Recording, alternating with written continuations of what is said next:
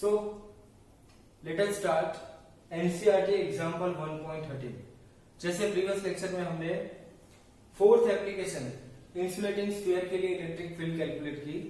Similarly यहाँ पे हमें एक न्यूट्रल एटम का स्ट्रक्चर गिवन है। इस न्यूट्रल एटम के लिए हमें तीन अलग अलग पॉइंट पे इलेक्ट्रिक फील्ड कैलकुलेट करनी है। सिमिलरली जैसे हमने थर्ड एंड फोर्थ एप्लीकेशन में किया, point P lies outside on the surface and inside the surface. So यहाँ पे ये सेंट्रल पार्ट जो हमें न्यूक्लियस गिवन है और इसके अराउंड इलेक्ट्रॉन सराउंडेड है। अब इस न्यूट्रल एटम का मतलब क्या होगा, जितने नंबर ऑफ पॉजिटिव चार्जेस उतने ही number of negative charges.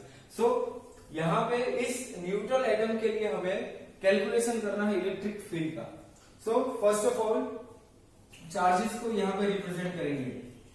If atom is neutral then total negative charges will be minus z into z means atomic number, जितने number of positive particles it means protons, उतने ही number of electrons। If rho is the negative charge density,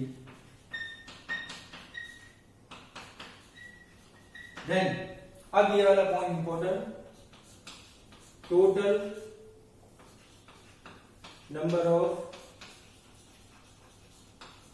charges ZE positive के लिए plus negative के लिए। अब density, volume charge density is equal to charge upon volume. So charge is equal to rho into volume. So rho into volume which is equal to total charge तो zero हो जाएंगे। So ZE plus rho into 4/3 pi r cube which is equal to 0. So rho is equal to minus ZE upon 4/3 pi r cube. So charge density, negative charge density 3 ऊपर जाएगा, 3 times ZE upon 4 pi r cube. This one is important result, equation number 1. Now for the first point,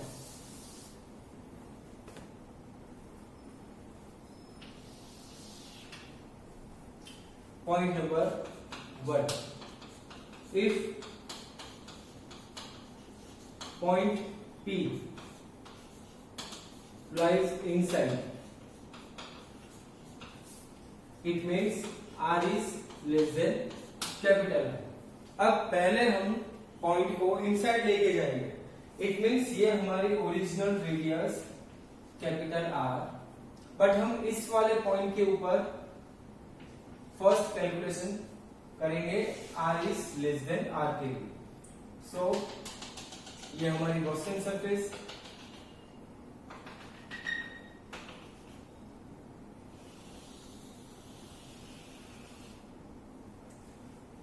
अब small r radius के smaller sphere के अंदर कितने negative charges होंगे, because इतने sphere के अंदर हमारे पास पॉजिटिव चार्ज तो हो गए प्लस ZE। अब जब हम इस सरफेस के ऊपर बात करेंगे तब सरफेस के ऊपर हमें क्या दिखेगा, जितने नंबर ऑफ पॉजिटिव उतने ही नंबर ऑफ नेगेटिव, तो टोटल चार्ज 0 हो जाएगा। तो सरफेस के लिए हमें इलेक्ट्रिक फील्ड नहीं मिल सकती, वो सेकेंड पॉइंट में हम डिस्कस करेंगे। बट जैसे हम अंदर आएंगे नेगेटिव चार्जेस कम होते जाएंगे।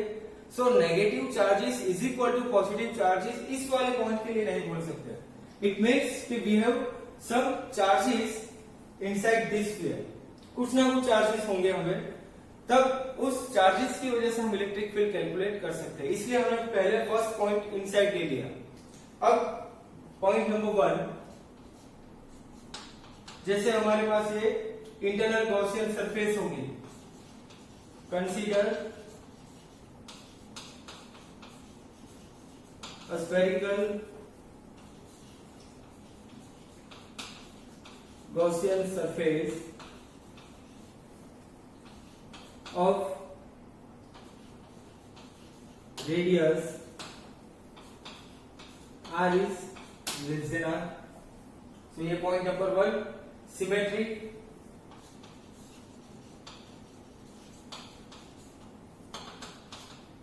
theta is equal to 0 degree for electric field vector and area vector. ये हमने शॉर्ट में लिख लिया. Now point number 2, E dot ds which is equal to E ds cos 0 which is equal to E close integral ds which is equal to E into S which is equal to, अब इस वाले sphere के लिए हमारे पास radius small r होगी, सो E into 4 pi small r square. Now the third and most important point, what about charges? Charges कितने होंगे इस वाले स्फीयर के लिए? So total charges enclosed by this surface, total charge q dash which is equal to Z positive charge plus इस वाले sphere के लिए चार्ज डेंसिटी हमने डिसाइड की rho into 4/3 pi small r cube, rho into 4/3 pi r cube, ये small r equals ये smaller sphere. अब density की वैल्यू हमारे पास यहां से मिलेगी, नेगेटिव चार्ज की density. So we have total charge q dash, यहाँ पे सिंबल आप कुछ भी ले सकते हो, q डैश नहीं लेना होगा आपको, तो टोटल चार्ज के लिए कैपिटल Q भी लिख सकते हैं हम. So capital Q which is equal to Z plus, अब रो के बेस पे हम प्लेस करेंगे -3 ZE upon 4 pi r cube into 4/3 pi small r cube. So यहां से 4/3 पाई 4/3 ये cancel, so ZE minus ZE into r cube by r cube. तो यहां से common ZE 1 minus r cube by r cube.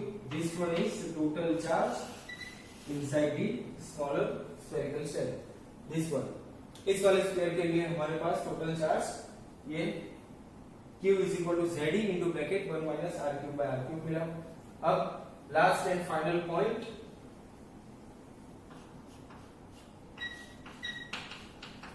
E dot ds which is equal to Q upon epsilon 0. E dot ds हमारे पास E into 4 pi r square, इस वाले point को हम यहाँ पे कैलकुलेट करेंगे. सो E into 4 pi small r square which is equal to summation Q total charge ZE 1 minus r cube by r cube upon epsilon 0. अब इसी को हमें सिंप्लीफाई करना है. सो E is equal to ZE 1 minus r cube by r cube upon 4 pi epsilon 0 r square.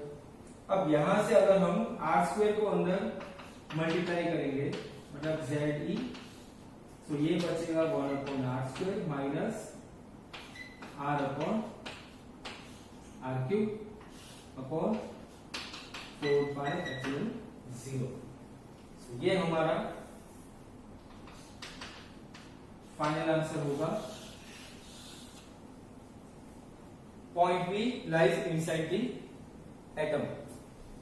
सो ये हमारा final answer ZE 1/r² minus r/r³ 4πε0। अब ये पॉइंट P को हमने इनसाइड दिया। अब इसी पॉइंट को अगर हम ऑन द सरफेस एंड इसी पॉइंट को जब आउटसाइड द सरफेस लेके जाएंगे तब इसका आंसर क्या होगा। सो ये पहले इनसाइड के लिए आप ये कैलकुलेशन पूरा देख लीजिए। ये एग्जांपल इंपॉर्टेंट 43-4 मार्क्स। तो ये फर्स्ट पॉइंट आपका कंप्लीट हो जाएगा इनसाइड के लिए, उसके बाद हम डिस्कस करेंगे on the surface and outside के लिए। तो पहले इसका स्क्रीनशॉट ले लीजिए, इसके बाद नेक्स्ट पॉइंट स्टार्ट करेंगे।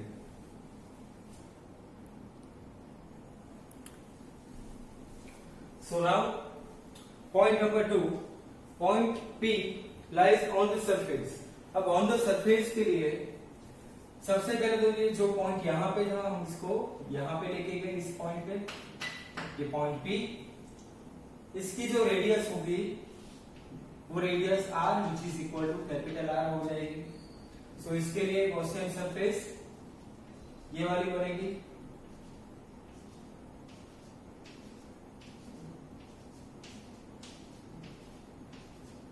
r is equal to r. Then point P, if point P lies on the surface r is equal to r, first point, consider a spherical Gaussian surface of radius r is equal to r, theta is equal to 0 degree, cos 0 into capital R square. Now total charge is enclosed by the surface. अब इस surface के अंदर total charge कितने होंगे। अब हमने ये पहले ही बताया कि न्यूट्रल एटम है। सो इस बाउंड्री के अंदर जितने भी पॉजिटिव चार्जेस होंगे उतने ही negative charges.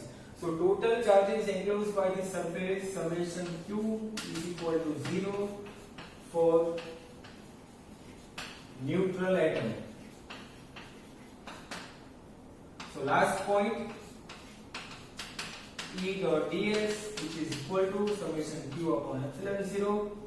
This implies E is equal to 0 for r is equal to r point. So r is equal to r के लिए इलेक्ट्रिक फील्ड 0 हो जाएगी। अगर ये पॉइंट समझ में नहीं आया आपको तो हमें r is equal to r, ये एक पॉइंट है हमारे पास। So अगर आपको इसी पॉइंट को, इसी रेडियस को यहाँ पे रखना होगा, ये हमारा फर्स्ट रिजल्ट जो हमने प्रूव किया r is less than r के लिए। अगर हम यहाँ पे r is equal to r put करेंगे, मतलब यहाँ पे हमने कैपिटल R क्यूब के प्लेस में स्मॉल r क्यूब या फिर स्मॉल r के प्लेस में कैपिटल R यहाँ पे प्लेस किया, तो 1 upon capital R square minus r से एक r कट हो जाएगा 1 upon capital R square. So final term ये जो बचेगा ये हमारा होगा 1 upon R square minus 1 upon R square which is equal to 0। तब भी इलेक्ट्रिक फील्ड हमारे 0 हो जाएगी। सो अगर आप इस रेडियस की वैल्यू अगर पुट करोगे तब भी आपको ये वैल्यू 0 मिल जाएगी। अदरवाइज आपके पास ये मेन कंसेप्ट चार्ज का होगा, total charge enclosed by the atom. Atom neutral है तो टोटल चार्ज कितना होगा 0। सो अगर चार्ज 0 तो इलेक्ट्रिक फील्ड भी 0, ये भी कंसेप्ट यूज कर सकते हो। सो R is equal to R, E is equal to 0 मिला। Now the third point is R is greater than R। अब greater than R के लिए हम क्या करेंगे, इस पॉइंट P को सपोज करिए हमने इस वाले पॉइंट पे, मतलब ये जो हमारी रेडियस होगी R is greater than R होगी, और इसके बेस पे इसके लिए गॉसियन सरफेस बनाई हमने। तो ये Gaussian surface R is greater than R के लिए। Point number 3, if point P lies outside surface, R is greater than R, R is greater than R, so E into 4 pi R square। Now point number 3, अब point 3, अब इस वाले sphere के लिए हमारे पास ये पूरा स्फीयर, इस पूरे स्फीयर के लिए हमारे पास टोटल चार्ज कितना होगा, अगेन 0, बिकॉज इतने खाली स्पेस में एक भी चार्ज नहीं है। तो जितने भी चार्ज हम कंसीडर करेंगे वो चार्जेस किसके होंगे, इस एटम के, और ये एटम कैसा है, न्यूट्रल। सो हमारे पास फाइनल टोटल चार्ज कितना हो जाएगा 0. So again this condition R is greater than R. So R is greater than R. Again electric field is equal to 0. So अगर आपको ये एग्जांपल पूछा जाएगा एग्जामिनेशन के अंदर कि न्यूट्रल एटम के लिए आपको इलेक्ट्रिक फील्ड कैलकुलेट करनी है डिफरेंट पॉइंट्स के ऊपर, तो आपको ये चीज याद रखनी है. On the surface and outside the surface electric field always 0 हो जाएगी, बट इनसाइड द सरफेस हमें इलेक्ट्रिक फील्ड की ये वैल्यू मिलेगी. सो ये फाइनल एग्जांपल था इस चैप्टर का, सॉल्व एग्जांपल फ्रॉम एनसीईआरटी. तो ये आपको तीनों पॉइंट याद रखने हैं और तीनों पॉइंट के लिए आपको ये एग्जांपल 3 या 4 मार्क्स पर पूछा जा सकता है. So take a screenshot.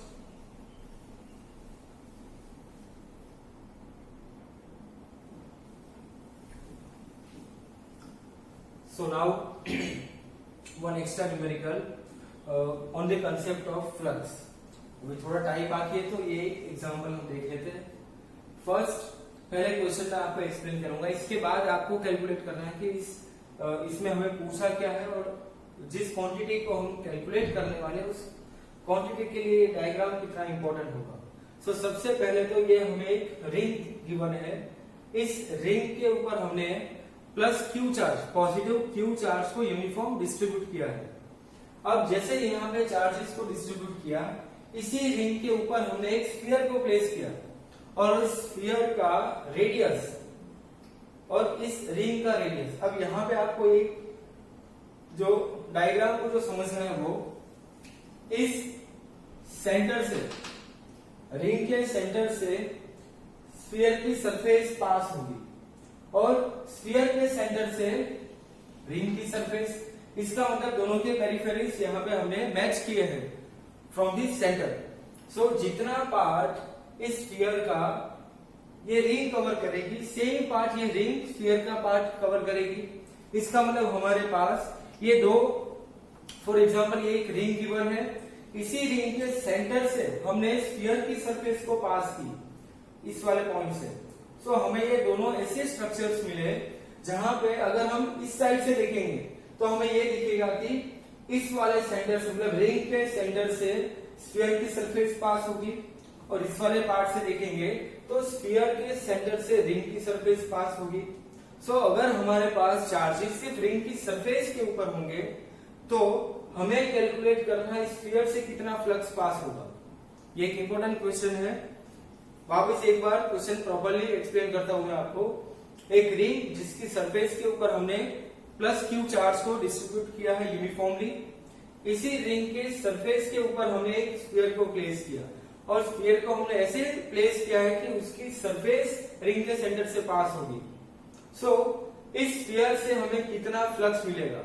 तो सबसे पहली चीज, फ्लक्स कैलकुलेट करने के लिए हमारे पास एक एरिया चाहिए, उस एरिया से फ्लक्स बाहर निकल सकता है. अब स्फीयर के इस वाले एरिया में, इस वाले सरफेस के ऊपर हमारे पास एक भी चार्ज नहीं है, बिकॉज हमने चार्ज कहां पे डिस्ट्रीब्यूट किए थे, रिंग की सरफेस के ऊपर. सो रिंग की सरफेस का सिर्फ इतना ही पार्ट होगा. सो सपोज हमने ये ले लिया, ये इतना पार्ट. सो इतने पार्ट से यहां से ये बाउंड्री है स्फीयर की. सो हमें फ्लक्स किस वाले एरिया से फाइंड आउट करना है, इस वाले एरिया से हमें फ्लक्स मिलेगा. सो हमें इस एरिया के लिए फ्लक्स फाइंड आउट करना है और फ्लक्स फाइंड आउट करने के लिए हमारे पास बेसिक फॉर्मूला है phi is equal to q upon epsilon 0, total charge enclosed by the closed surface upon epsilon 0. अब इस वाले सरफेस के अंदर कितने चार्ज को हमने एंक्लोज किया, बिकॉज हमें सरफेस स्फीयर की पूछी है, स्फीयर से कितना फ्लक्स पास होगा. तो हमें सबसे पहले तो इसके लिए चार्ज कैलकुलेट करना होगा. अब चार्ज कैलकुलेट करने के लिए एक सिंपल मेथड, जब हमारे पास ये 360 डिग्री कंप्लीट एक रिंग थी तब हमारे पास चार्ज कितना गिवन था, प्लस की. अब हमारे पास कितनी रिंग बाकी है, तो ये रिंग को हम कैसे कैलकुलेट करेंगे. ये दोनों ऑब्जेक्ट के सेंटर्स को हमने मैच किया, तो ये इक्विलेटरल ट्रायंगल बना. सिमिलरली ये वाला भी इक्विलेटरल ट्रायंगल बना। सो ये वाला जो आर्क होगा हमारा या फिर ये वाला आर्क, इसकी वैल्यू कितनी होगी 120 डिग्री। सो हमारे पास इस वाले आर्क के ऊपर चार्जेस होंगे। सो अगर 360 डिग्री, इफ 360 डिग्री मतलब complete ring contains plus q charge, then 120 degree इस वाले आर्क के ऊपर कितने चार्ज होंगे, then 120 degree arc of ring contains how much charge। तो यहां से हमें चार्ज मिल जाएगा, summation Q is equal to 120 degree into capital Q given upon 360 degree. अब इसको रेडियन में कन्वर्ट करने की भी जरूरत नहीं होगी बिकॉज रेशियो है ये। सो इसका फाइनल आंसर होगा Q/3। Now flux passing through sphere, ये कितना हो जाएगा, flux is equal to charge upon epsilon 0 which is equal to Q/3 epsilon 0। So this one is final answer। So इस तरह हमने फ्लक्स कैलकुलेट किया। सो यहाँ पे फर्स्ट चैप्टर की सारी थियरीज न्यूमेरिकल्स कंप्लीट होते हैं। इसके बाद अगर आपको कोई डाउट्स होगा तो आप डायरेक्टली मैसेज कर सकते हो।